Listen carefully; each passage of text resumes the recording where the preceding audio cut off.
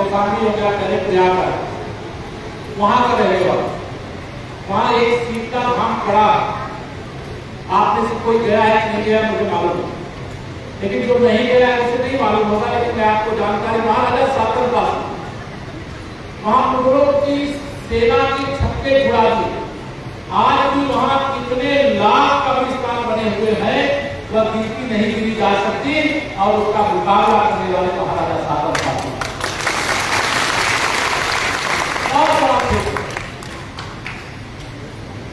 और सभी राजाओं का, चाहे मुगल आक्रमणकारियों के खिलाफ संघर्ष करने का मामला हो, चाहे अंग्रेजों के खिलाफ संघर्ष करने का मामला, सबने अपनी अपनी जो ताकत दिखाई है, जो इतिहास के पन्नों में और स्वर्ण अक्षरों में लिखा है। इतिहास में तुम्हें स्थान मिलना चाहिए, वह स्थान नहीं मिला, वह मिलना चाहिए हम इसके प्रबल समर्थक जो देश के लिए लड़े, भारत की संस्कृति के लिए लड़े, जो आक्रमणकारियों से लड़े, जो अंग्रेजों से लड़े, उसका स्थान और ऊंचा होना चाहिए। और वह स्थान इतिहास के पन्नों में क्यों नहीं है, वह भी समझने की जरूरत है। आज जब आप सब यहाँ पर एकत्र आए हैं, मैं कौशल किशोर जी की इस विचार से बहुत प्रभावित, आपने से बहुत लोग हाथ उठा रहे थे। हम लड़ने का काम आज नहीं, लड़ने का काम है तो सेना में और पुलिस में जा करके देश के दुश्मनों से, समाज के दुश्मनों से लड़ने का काम करेंगे, लेकिन आज पढ़ने की जो जरूरत उन्होंने बताई है, इसकी कसम खा करके यहाँ से जाइएगा कि पढ़ाई को प्राथमिकता बचना है। आपका पौरुष, आपका पराक्रम,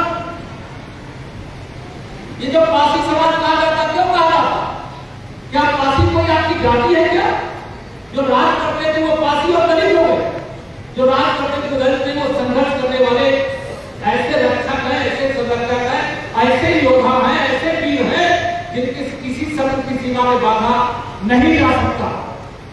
पासी समाज के बारे में नहीं जानता, आप लोगों को कोई बताया है नहीं बताया, लेकिन मुझे पूज्य अशोक सिंघल जी बताया करते थे, यह पासी समाज हुआ है आज जब वो हंसिया होती है जिससे हम लोग खेत में अपने खेती का गेहूं धान काटने का काम करते। पासी समाज के योद्धा ऐसी धार और हथियार बना करके एक डोरी में बांधते थे कि अगर 50 मीटर दूर भी दुश्मन खड़ा है तो फेंकते थे तलवार और की धार से, धनुष और बाण से बहुत मारा चुका, लेकिन ऐसे पासा फेंक करके काटते उसे पासी कहते थे। वो कोई पासी ऐसा नहीं है। और ऐसे लोग जिनकी इतनी बड़ी ताकत है, जिनको अभी बहुत कुछ करना है, जहां कई हमारे बाकी विधानसभा के सदस्य आदरणीय कौशल किशोर जी भारत सरकार के मंत्री भी थे, इस समय उत्तर प्रदेश हमारे कपिल पासवान जी मंत्री है वहां पर, लेकिन मैं आप सब लोगों से जो कहना चाहता हूं, ये कहना चाहता हूं, राजतंत्र नहीं है, लोकतंत्र। लोकतंत्र में संगठित होकर एक ऐसी ताकत खड़ी करने की आप जरूरत है, जिस ताकत की से ताकत आपको मिले। आप पूरी ईमानदारी से बताइए, आप उत्तर प्रदेश में कांग्रेस को देखा है, सपा को देखा है, बसपा को देखा है, आप पूरी ईमानदारी से हाथ बात बताइएगा। माननीय मोदी जी के नेतृत्व में देश में हमारी सरकार आप सबके समर्थन से बनी है।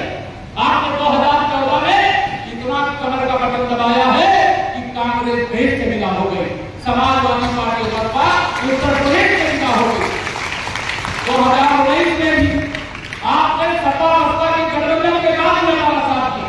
मैं आपसे पूछना चाहता हूं, बताइए डबल इंजन की सरकार आदरणीय मोदी जी और उत्तर प्रदेश के आदरणीय योगी जी के नेतृत्व में हमारी सरकार चली, आपके जीवन में